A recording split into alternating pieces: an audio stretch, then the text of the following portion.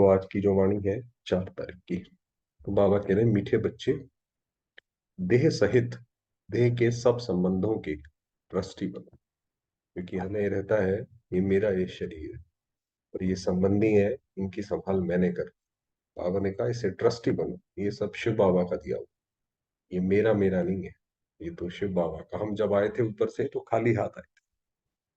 Trustee बनो, सबकी संभाल करते हुए किसी में भी ममत्व नहीं रखो। संभाल सबकी करो, जो काम करना है, जो हमें जिसकी जो सेवा करनी है, खाना बना के देना है, शारीरिक सेवा करनी है, वो करो, मगर ममत्व नहीं रखो। प्रश्न है, इस ड्रामा में माया कौन सी भूलें जब करा देती है, तब बाप अभूल बनाने आते हैं। कौन सी ऐसी भूलें हैं जो हम कर देते हैं, फिर उसके बाद बाबा को आराम।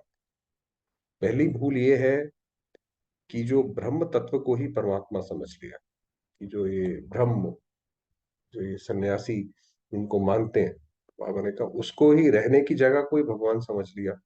तत्व से योग लगाना ये तो मिथ्या है, इससे विकर्म विनाश हो नहीं सकते। पहली बात तो ये। दूसरा, हिंदुस्तान में रहने के कारण देवी देवता धर्म के बदले अपने को हिंदू धर्म कह देना, ये भी बड़ी भूल है।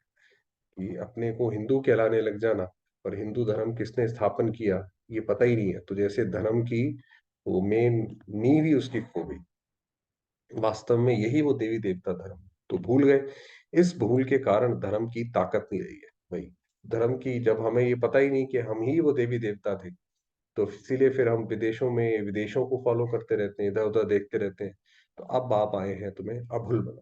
अब बाबा आए हैं, और ये किताबों में आता है कि भारतवासी पहले ऐसे थे कि वो इतने गौरव फील करते थे अपनी संस्कृति अपनी सभ्यता को लेकर, तो अंग्रेजों ने पहले उस पर चोट मारी, तो हमारा वो गौरव जो खत्म किया, फिर उसके बाद 200 साल तक राज किया। गीत है, कौन आया मेरे मन के द्वारे, ओम शांति। ये कौन आया बच्चों के पास, वो गीत की लाइन से ही बाबा ने उठाया। बच्चों के पास माता पिता ही तो आएंगे। बाबा ने कहा ये कौन आएगा आपके पास, जिसके लिए गायन है, तुम माता पिता हम बालक तेरे। अब तुम बालक की हैसियत में बैठे हो ना, तो हम बालक बन के बाबा के सामने बैठे हैं। परम पिता परमात्मा बैठ बच्चों को समझाते हैं कि मैं निराकार हूं। ब्रह्मा विष्णु शंकर भी ऐसे नहीं कह सकते हैं, ये तो निराकार परम पिता परमात्मा ही कह सकते हैं इस शरीर द्वारा। ये जो शब्द है कि मैं निराकार परमात्मा, जैसे वो सिख धर्म में भी आता है एक ओंकार, तो वो जो निराकार है वो सिर्फ एक शिव बाबा है, और कोई दूसरा देवता नहीं है। ये तो जानते हो मेरा कोई स्थूल व सूक्ष्म शरीर नहीं। बाबा का कोई अपना स्थूल व सूक्ष्म शरीर नहीं है, ये आत्मा ही शरीर द्वारा बोल रही है। निराकार परमपिता परमात्मा बैठ बच्चों को पढ़ा रहे हैं। तो बाबा अभी आए हैं और हम बच्चों को पढ़ा रहे हैं। नया कोई सुने तो कहेंगे ये कैसे हो सकता है कि निराकार शिव बाबा इनके तन में आए और हमें पढ़ाए। हाँ, शिव भगवान वाच ब्रह्मा के शरीर द्वारा। तो शिव बाबा को अपना शरीर तो है, तो बाबा को अपना शरीर नहीं है। नहीं तो इतने सब बीके कहाँ से आए। वह ब्राह्मण लोग कोई अपने को ब्रह्मा कुमार नहीं कहलाते हैं। तुम क्यों कहते हो हम बीके हैं, तुम सिद्ध कर बता सकते। क्योंकि हमें ब्रह्मा ने अडॉप्ट किया, तो इसीलिए हम अपने को ब्रह्मा कुमार कुमारी कहलाते हैं, कि ब्रह्मा की संतान। इस ब्रह्मा का बाप है परमपिता परमात्मा शिव। तो हमें ब्रह्मा ने भी अडॉप्ट किया है, शिव बाबा ने वास्तव में अडॉप्ट किया है ब्रह्मा के द्वारा। तो बाबा ने कहा ये उनका भी पिता है। उनके ये 3 बच्चे ब्रह्मा विष्णु शंकर है, जो गॉड कहते हैं, जनरेटर ऑपरेटर डिस्ट्रॉयर। ब्रह्मा द्वारा स्थापना, विष्णु द्वारा पालना, शंकर द्वारा विनाश। तो पहले बाबा ये 3 बच्चे रचते हैं, ब्रह्मा विष्णु शंकर। तो शिव बाबा इस ब्रह्मा मुख से मुख वंशावली रचकर उनको मनुष्य से देवता बनाते हैं। तो ये शिव बाबा पहला कार्य। इस दुनिया में मनुष्य तो ढेर है, अनेक प्रकार के भिन्न भिन्न धर्म जातियां हैं। गुजराती, पंजाबी, यूपी, क्रिश्चियन, बौद्धि, महाराष्ट्रियन आदि कितनी जातियों के नाम है। सतयुग में इतने धर्म जाति होते ही नहीं। तो ये तो जैसे अलगाववाद, कि भाई हम महाराष्ट्रियन हैं, हम दिल्ली के हैं, हम गुजराती हैं, तो ये तो एक दूसरे से अलग करती हैं चीजें। बाबा ने कहा वहां ऐसा नहीं होता सतयुग में, कि आप कहीं दूसरी जगह जाओ और वो बोले कि भाई ये हम यहाँ के हैं। बाबा ने कहा वहां पे ऐसा नहीं होता। तो इतना इतने धर्म है ना, इतनी जाति है। ना अनेक भाषाएं हैं, भाषाओं से भी बड़ा डिफरेंस आता है ना। एक एक शब्द किसी भाषा में बहुत अच्छा है, दूसरा उसमें अच्छा नहीं है। तो वह मैंने कहा भाषा भी एक है, तभी तो एक छत्र राज्य है श्री नारायण का। और ना ही अनेक धर्म होते हैं, तो धर्म भी एक ही है। कहते भी हैं एक राज्य हो, सतयुग में ही है ही देवी देवता धर्म। बाप कहते हैं मैं आकर एक आदि सनातन देवी देवता धर्म की स्थापना करता।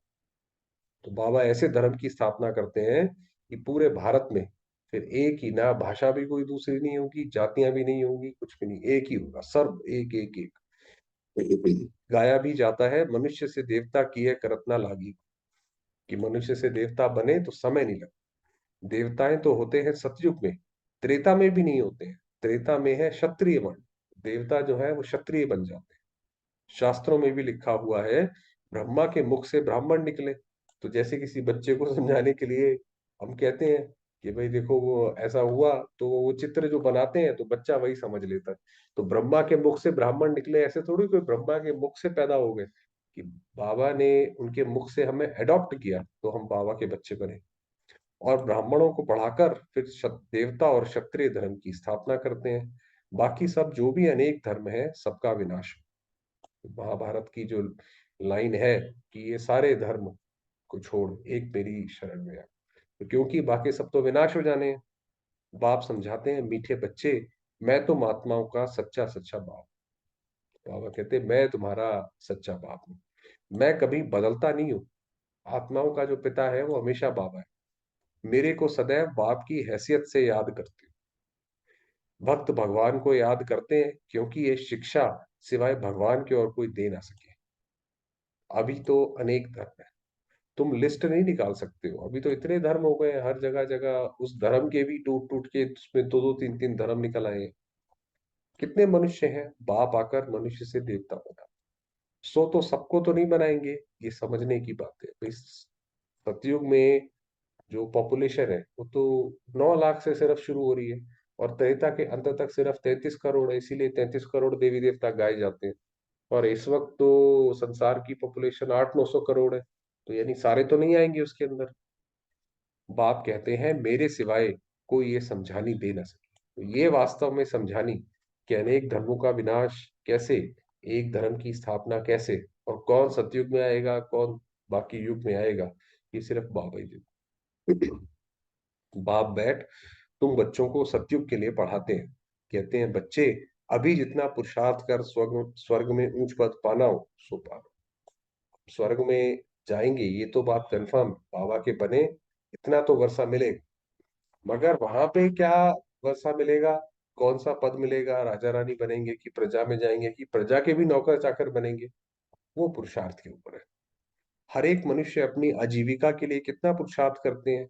कोई भी अच्छा पढ़े तो ऊंच पद पा सकते हैं भाई, आज हर एक कोई अपनी आजीविका कमाने के लिए करते हैं। आप देखिए कितने कितने कोई रिक्शे वाले के बच्चे भी होते हैं, वो भी आईएएस बन जाते हैं, तो पढ़ते हैं तो बन जाते हैं। यह भी बाप कहते हैं अबलाओं गणिकाओं को भी पुरुषार्थ से विश्व का सूर्यवंशी राज्य मिल सकता है। बाबा ने कहा यहाँ जैसे वहां पे मिल सकता है, कोई भी पढ़ाई करे ऊपर पहुंच जाए, तो ऐसे यहाँ पे भी कर सकते हैं। बाबा ने समझाया है इस समय हर एक द्रौपदी पुकारती है। इस समय सारे ही हम जैसे आत्माएं द्रौपदी है, किसी ना किसी वजह से परेशान है और बाबा को पुकारती है, बाबा रक्षा करो। फिर दिखाते हैं श्री कृष्ण ऊपर में बैठा है, साड़ियां द्रौपदी को मिलती जाती हैं, रक्षा हो जाती है। तो वो जैसे कि एक सिंबल दिखाया कि भाई कैसे भगवान रक्षा करते हैं, कि हम कहीं भी मुसीबत में होंगे शिव बाबा रक्षा करेगा। अब ऐसी बातें तो है नहीं, ये इस समय की बातें हैं। बाप कहते हैं तुमको 21 जन्म नंगन होने से बचाते हैं, तुम्हारे वस्त्र कोई उतार नहीं सकते। सतयुग त्रेता युग में होंगे तो वहां अपवित्रता है ही नहीं है, तो ये ऐसा होता ही नहीं है। ये है प्रवृत्ति मार्ग, दोनों को पवित्र बनना है। वहां पे भी सतयुग में भी कोई ऐसा नहीं है कि विकार नहीं है तो सारे के सारे साधु सन्यासी ही रहते हैं। वहां देवी देवता है तो वो गृहस्थ आश्रम कहलाता है, तो गृहस्थ भी जैसे वो आश्रम की तरह रहते हैं। तो हमने कहा दोनों को पवित्र बनना है। आधा कल्प से विकारों में हिरे हुए हैं, तो ये आदत मिटती नहीं है, क्योंकि द्वापर से ये विकार जैसे हमारे अंदर आए तो तब से वो विकार चलते ही चले आ रहे हैं, तो इसलिए वो विकारों से छूटे हम, वो मुश्किल निकलती है। बाप आकर तुम्हें नंगन होने से बचाते हैं, इसमें बड़ी मेहनत लगती है। पवित्रता में रहते फिर माया वार कर लेती है। अबलाओं पर तो विष के कारण बहुत अत्याचार होते हैं। क्योंकि जब कोई बहनें चलती हैं ज्ञान में और वो बोलती हैं कि हम तो पवित्र रहेंगे, तो उनके जो युगल हैं, पति हैं, वो मानते नहीं है। तो कहते हैं भाई ऐसा कैसे, तो अत्याचार करते हैं। ठीक है भाई, या तो मारपीट करेंगे या कहेंगे ठीक है भाई तुम अपना अलग हो जाओ, पैसे वैसे हम पैसे भी नहीं देंगे। तो ऐसे अत्याचार होते हैं। और बच्चों में भी मोह रहता है, इसमें तो पूरा नष्टो मोहा बनना चाहिए।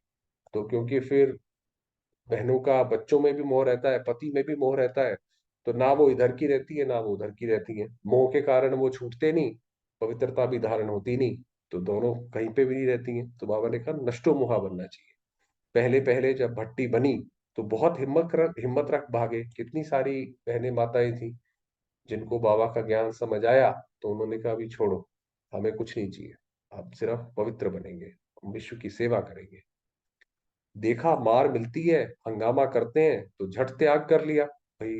उन्होंने बोला कि भाई तुम डिसाइड करो तुम्हें कहाँ जाना है, यहाँ जाना है वहां जाना है। तो उन्होंने कहा ठीक है हम तो भगवान के पास जाएंगे, क्योंकि उस समय तो साक्षात्कार होते थे। जैसे किसी को श्री कृष्ण का साक्षात्कार, किसी को शिव बाबा का, किसी को विष्णु का। तो जैसे मीरा को हुआ वैसे ही होते थे। तो इसीलिए वो फिर सारे तैयार हो जाते थे कि भाई हमें नहीं करना। सन्यासी भी भागते हैं, पहले तो उन्हों को याद सताती है। तो बाबा ने कहा जैसे तुम भागे वैसे सन्यासी भी भागते हैं। नष्टो मोहा होने में मेहनत लगती है, उनको भी पहले घर की याद आती है सन्यासियों को। क्योंकि उन्हों के पास प्राप्ति का एम ऑब्जेक्ट कुछ भी नहीं है। क्योंकि उनको ये नहीं है कि हमने घर छोड़ तो दिया, सन्यास तो हम ले लिया, मगर उससे फायदा क्या। तो हमें तो ये फायदा पता है कि हम तो स्वयं भगवान के साथ हैं, स्वर्ग में जाएंगे।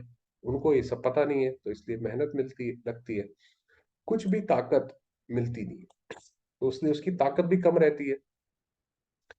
तुमको तो ताकत मिलती है, क्योंकि जब हम शिव बाबा की वाणी सुनते हैं तो हमारे अंदर एक नया उत्साह आता है। उनको पवित्रता की ताकत कहाँ से मिले। पवित्रता का सागर तो एक परम पिता परमात्मा है, उनसे ही वर्षा मिलता है। वह बाप से तो योग लगाते नहीं। तो सन्यासी जो है वो बाबा से नहीं लगाते योग, ब्रह्म से योग लगाते हैं। वो तो अहम ब्रह्मास्मि या ब्रह्म को ही याद करते हैं कि उसी में जाके लीन हो जाएंगे। तो पूरा पवित्र बन नहीं सकते। तो क्योंकि तत्व से योग लगाते हैं, हालांकि वो तत्व पवित्र है, मगर तत्व से एनर्जी नहीं मिलती ना, तो इसीलिए पूरा वो नहीं लगा सकते। तो घर में रहते हुए पवित्र तो रह ही नहीं सकते। जब बाहर छोड़ छाड़ के चले जाते हैं तो भी उनको मेहनत लगती है। ब्रह्म अथवा तत्व से योग लगाना मिथ्या हो जाता है।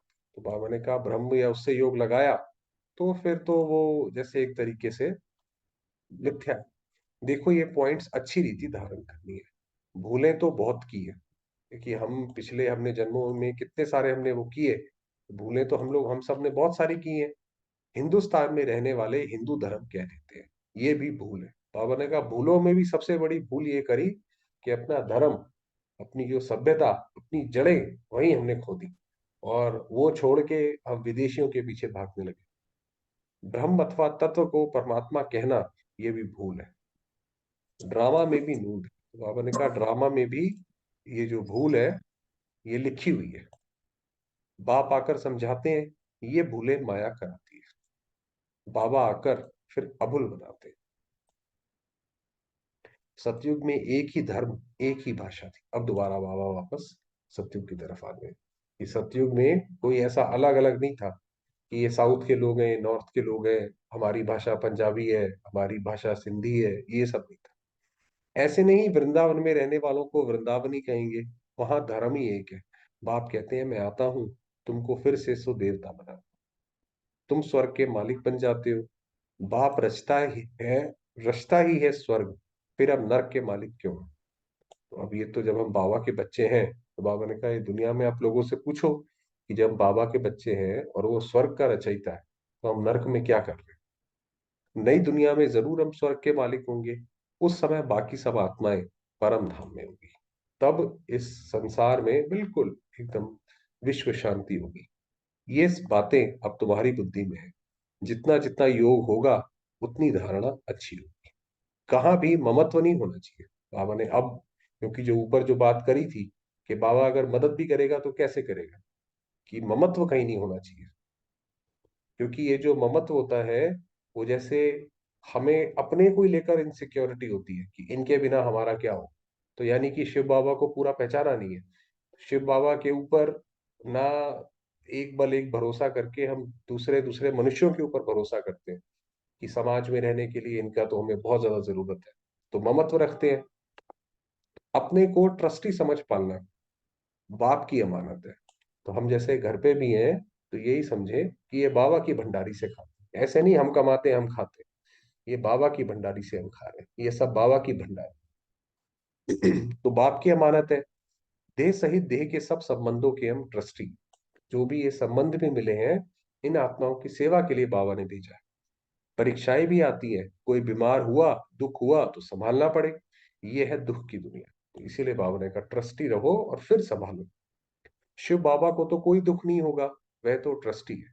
तो शिव बाबा, कई बच्चे ये देखते हैं कि भाई हमें दुख होता है तो शिव बाबा को दुख होता है कि नहीं होता, या समाज में इतना होता है तो बाबा को दुख होता है क्या। उसके लिए बाबा कह रहे हैं, कोई को कुछ हुआ कहेंगे अपना हिसाब किताब चुकतू कर जाकर दूसरा शरीर लिया, इसमें हमारा क्या जाता है, फिर बाबा को क्या।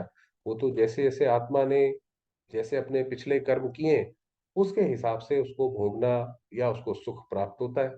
तो इसमें दुख की क्या बात है।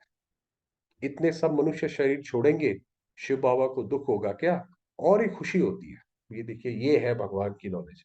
बाबा कहते हैं बाबा को तो और खुशी होती है, ये पुराना छीछी शरीर छुड़ाए, बच्चों को वापस ले जाओ। वास्तव में तो आत्माएं शरीर में दुखी है, शरीर की बीमारी है, संबंधों से दुख मिलता है, पदार्थों से, प्रकृति से, हर जगह से दुख ही दुख है।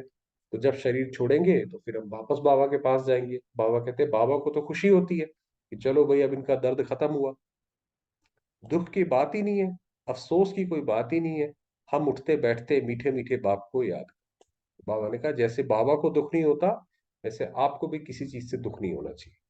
परम धाम में जाने के लिए हम तैयारी कर रहे हैं, बाबा को याद करते करते शरीर छूट जाएगा। ऐसी अपनी अवस्था बनाए। हमारे यहाँ कुछ भाई ऐसे हुए जिन्होंने शरीर ऐसे छोड़ा कि बस ऊपर देखा और बोला कि अब हम जाते हैं बाबा के पास, और अगले ही 2-5 मिनट के अंदर अंदर बिल्कुल सहजता से शरीर को छोड़ के चले गए। तो हमें भी वही अवस्था बनानी है। ऐसे बहुत सन्यासियों का होता है, बैठे बैठे अपने को समझते हैं बस हम ब्रह्म में जाते हैं, जाकर लीन होंगे। ऐसे बैठे बैठे शरीर छोड़ देते हैं। बाबा अपने अनुभव से बताते हैं, वही जैसे बताया कि ऐसे बहुत सन्यासी भी ऐसी छोड़ते हैं, पेड़ के नीचे बैठे हैं समाधि लगाकर, बस लीन हो गए और शरीर से निकल गई आत्मा। प्राणायाम चढ़ाते चढ़ाते गुम हो जाते हैं। ऐसे नहीं कि वह आत्मा ब्रह्म में चली जाएगी, आत्मा तो एक शरीर छोड़ फौरन दूसरा ले लेती है। तो ये कोई ऐसा नहीं कि वो लीन हो गई, लीन हो गई तो माना जैसे आत्मा डेड हो गई। तो ये जो बात है कि आत्मा अमर है, अविनाशी है, तो वो बात फिर कैसे सही हुई, वो बात तो गलत हो गई। और आत्मा अगर डेड हो गई तो फिर तो ये चैतन्यता ही खत्म हो गई, तो ना सुख रहा ना दुख रहा। तो उससे ऐसा नहीं है। तो बाबा ने कहा आत्मा तो एक शरीर निकली यहाँ से सन्यासी के और दूसरी जगह जाके जन्म ले लिया, बाकी कोई निर्वाण में जाता नहीं है, ना ज्योति ज्योत समाते हैं। सबको पाठ बजाना है सब। ये भगवान है वो भी इससे नहीं बच सकता, तो बाकी आत्माएं तो कैसे बचेंगी। उसको भी आना ही पड़ता है, जब हमें दुख होता है तो बाबा को भी अपना पाठ बजाने आना पड़ता है।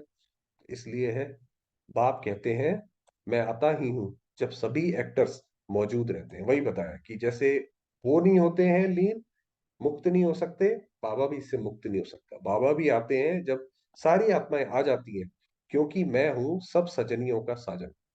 तो सारी आत्माएं बाबा को याद करती हैं, तो जब वो आ जाती हैं बाबा भी आते हैं।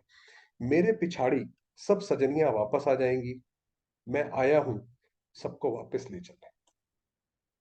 अब बाबा आया है हम सब आत्माओं को भाई। अब जैसे बच्चे बाहर खेलते हैं, शाम हो जाती है तो माँ कहती है चलो भाई, अब देखो तुम गंदे भी हो गए हो, तुम्हें भूख भी लग रही है, और अब ये सारा खत्म करो, घर चलो वापस, अब नहला धुला के फिर से अच्छा करेंगे।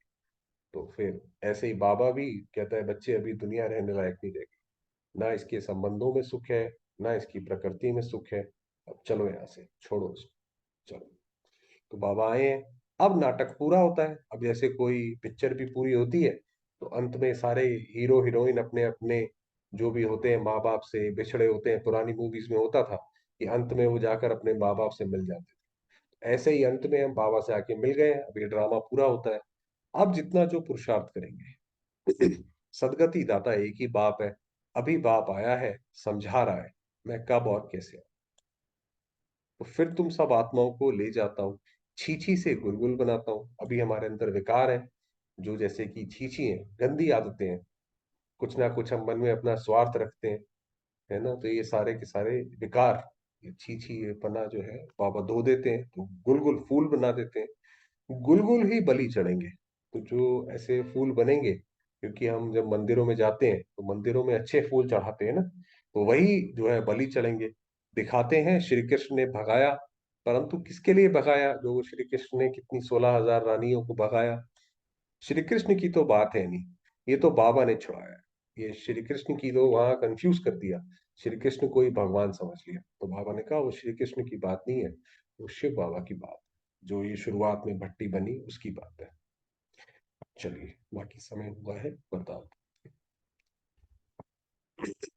वरदान दिया, सदा स्नेह और सहयोग द्वारा अविनाशी रत्न का टाइटल प्राप्त करने वाले अमर, कि हमारा जो टाइटल हो वो अविनाशी रत्न का हो जाए। उसकी वो टाइटल कैसे मिलेगा? स्नेह और सहयोग से। क्या मतलब है? जो स्थापना के कार्य में, अभी ये सतयुग की स्थापना हो रही है ना, एक धर्म की स्थापना हो रही है, तो इसके कार्य में सदा स्नेही और सहयोगी रहते हैं। तो इसमें सहयोग भी देते हैं और उनका स्नेह भी रहता है। उन्हें अविनाशी रत्न का टाइटल मिल जाए, तो वो जैसे कि अविनाशी रत्न है। ऐसे अविनाशी रत्न जो कोई भी हिला ना सके, कोई भी रुकावट रोक ना सके, ऐसे अविनाशी रत्न ही अमर भव के वरदानी। वो आत्मा जैसे अमर है, वो चली भी जाएगी तब भी उसका नाम अमर रहेगा। अमर मतलब शरीर से ये वाला छोड़ दिया, दूसरा जन्म ले लिया, तब भी वो रहेगी, यज्ञ में उसका नाम रहेगा। रियल गोल्ड है, बाप के साथी है। ऐसी ही आत्माएं सच्चा सोना है। वह बाप के कार्य को अपना समझते हैं, जैसे जो बाबा का कार्य है, ये जो बाबा कर रहे हैं सेवा है, वो हमारा है। सदा साथ रहते हैं, इसलिए अविनाशी बन जाते हैं। वही, जैसे ब्रह्मा बाबा बाबा के अब हमेशा साथ रहते हैं, करते करते करते, तो ऐसे ही हम भी बाबा के हमेशा फिर साथ रहेंगे। स्लोगन दिया, पवित्रता की यथार्थ धारणा है। अगर हमारा जीवन पवित्र है, जो बाबा श्रीमत देते हैं, तो हर कर्म यथार्थ और युक्ति युक्त होगा। तो हर कर्म बिल्कुल एक्यूरेट होगा, जिस समय जितना करना चाहिए उतना ही होगा, कम ज्यादा नहीं होगा। चलिए, बाबा को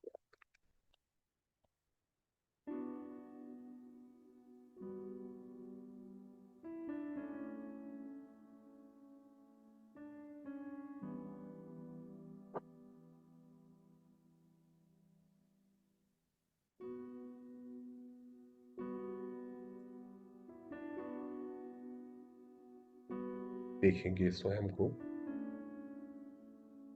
आत्मिक रूप में।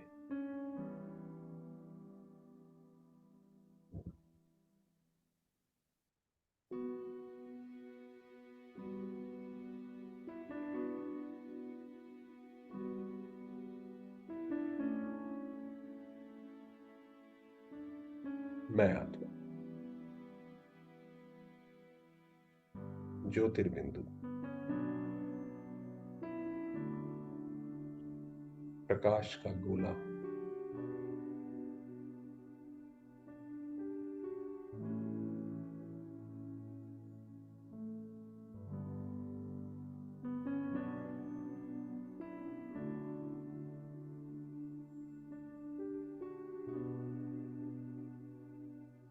शांति की किरणें चारों ओर फैला रही।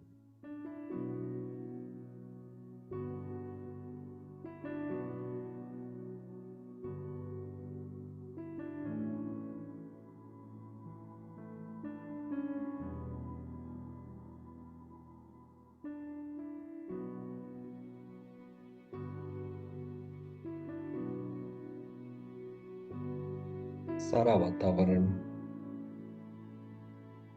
ये शरीर शांति की किरणों से भरपूर। है।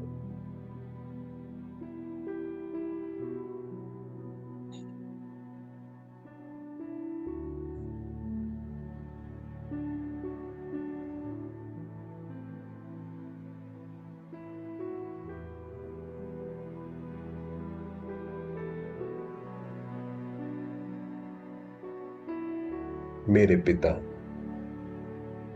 निराकार शिव बाबा।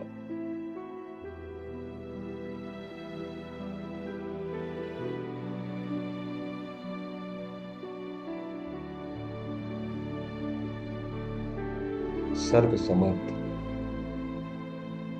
सर्वशक्तिमान,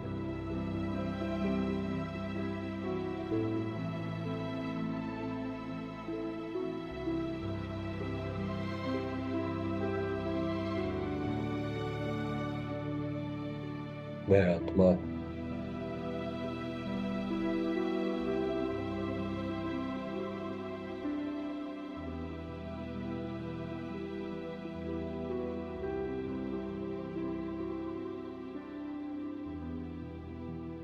महाकालेश्वर,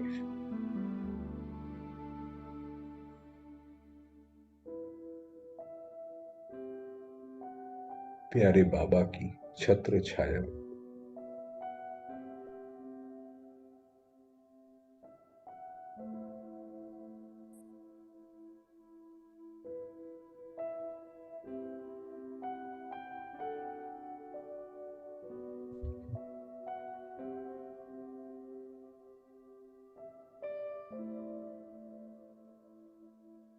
बाबा की अनंत किरणें, उनका स्नेह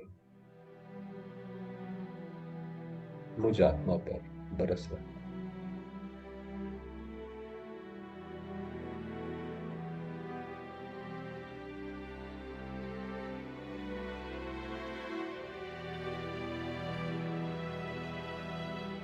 चारों ओर दिव्य लाल प्रकाश,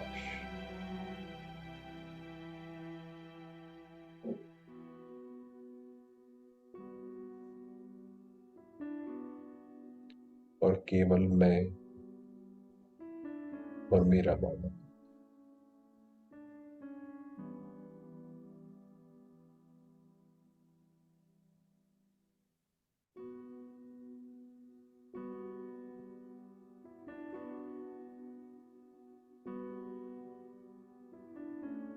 मैं आत्मा स्वयं शिव की पहली संतान,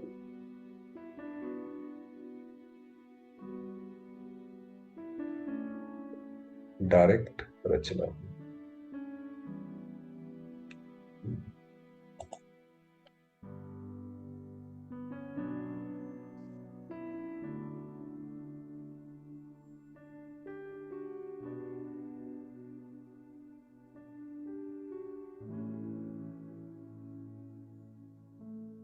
अपने बाबा समान विश्व कल्याणकारी,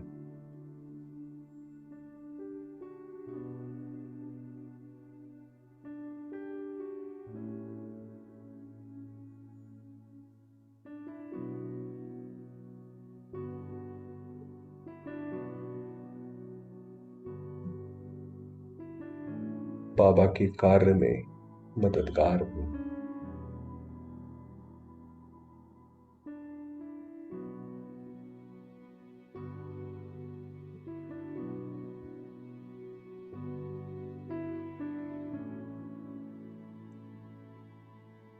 सृष्टि परिवर्तन के इस महायज्ञ में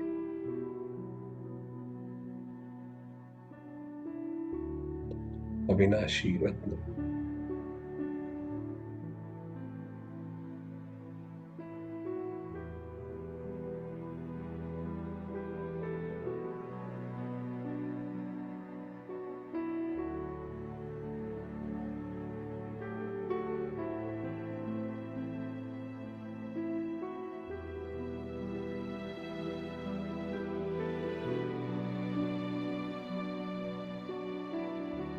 प्यारे बाबा की अनेकानेक किरणें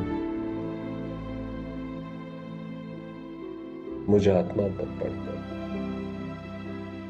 सारे संसार में फैल रही।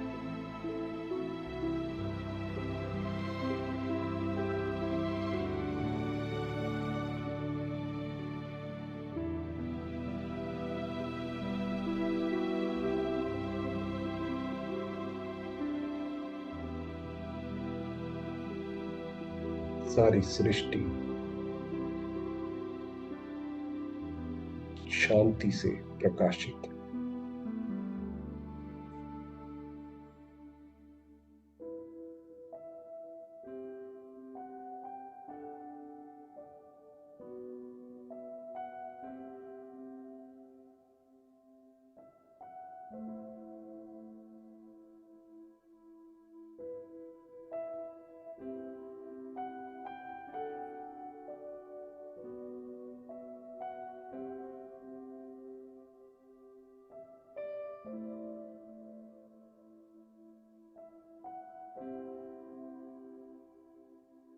सर्वात्माएं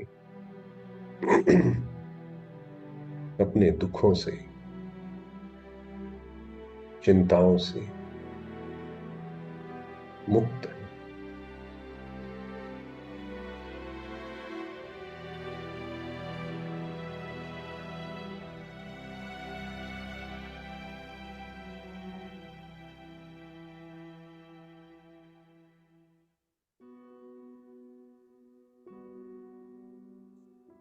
शांतमय अवस्था।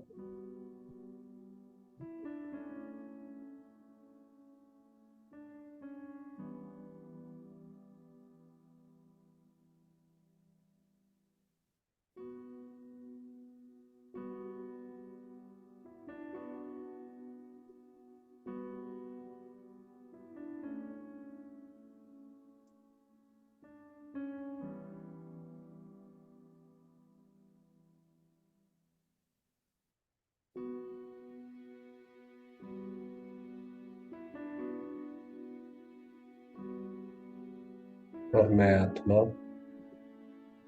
अपने बाबा के साथ कंबाइंड हूँ।